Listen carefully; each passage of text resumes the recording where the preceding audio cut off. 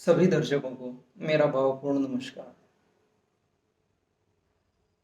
पिछला कुछ समय काफी व्यथाओं से भरा हुआ रहा। जब भी चिंता या मनन करने का प्रयास किया तो सिर्फ एक ही जवाब आया, ध्यान। फिर मैं कोशिश करता रहा कि ध्यान लगाने के लिए अलग से समय निकालूं, लेकिन ऐसा मेरी जीवन शैली की वजह से संभव ना हो पाया। वह इन्हीं व्यथाओं में उलझे उलझे काफी समय निकल गया। भौतिक विचारों एवं आत्म या आत्मा में मानो एक द्वंद्व सा चल रहा था कि क्या सही है और क्या गलत। दैनिक जीवन मानो एक बोझ के समान लगने लगा था। तात्पर्य है कि बिना खुद से जुड़े आगे बढ़ पाना संभव न था। किंतु वक्त ना कभी किसी के लिए रुका न रुकेगा। जीवन इसी द्वंद्व में खिंचा चला जा रहा था, जैसे मानो सब कुछ एक शून्यता की ओर ही बढ़ रहा हो। मन में कोई लालसा न थी, न इस जीवन की, न कुछ करने की, न कुछ ग्रहण करने की। जीवन मानो पटरी से उतर चुका था। वह जीवन में एक पूर्ण विराम सा लग गया था, मानो इसके बाद जैसे कुछ है ही नहीं।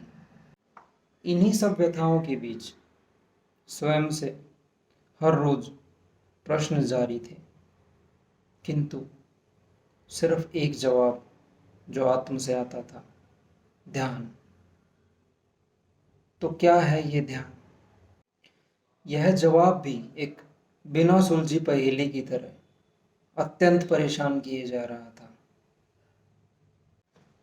क्योंकि मानसिकता यह थी कि ध्यान का अर्थ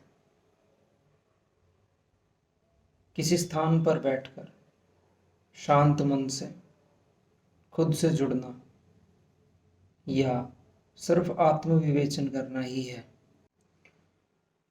तो जब बहुत ही एकाग्र मन से जीवन शैली पर नजर डाली कि इस तरह का ध्यान लगाने के लिए कब वक्त निकाला जा सकता है, तो पाया कि अपने कर्मों में मैं इस तरह लीन हूं कि मानो भूख प्यास के लिए भी वक्त न हो, तो ध्यान के लिए वक्त कहाँ से आएगा। इन सब के बीच मैंने पाया कि जिस समय मैं कर्मों में इतना लीन होता हूं कि मैं खुद को भुला चुका होता हूं, वही तो एक असल ध्यान मुद्रा है। अर्थात कर्मों को कर्तव्यनिष्ठ भाव से करना, वह उनमें इतना लग्न रहना, उनसे आने वाले लाभ हानि इत्यादि पर ध्यान न देना, सिर्फ लग्नता से उनको करना, यही तो वास्तविक ध्यान है। जैसा कि श्रीमद् भागवत गीता में कहा गया है, सभी प्रकार के कर्मफल का त्याग कर एक निष्ठ मन से कर्मों को किए जाना भी उतना ही फल देता है जितना कि एक साधु को साधुत्व से मिलता है।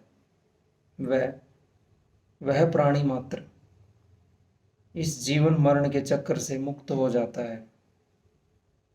अतः कर्म भी आपका ध्यान ही है। यहाँ ध्यान विशेष जैसी कोई प्रक्रिया नहीं है। अर्थात जो भी आप कर रहे हैं, जैसे भी आप कर रहे हैं, उसे पूरी लग्नता से बिना कर्मफल को अपने दिमाग में लाए किए जाना ही ध्यान अवस्था है। बातों को अंत तक सुनने के लिए धन्यवाद। उम्मीद करता हूँ मेरा अनुभव आपके भी काम आया होगा। स्वस्थ रहें।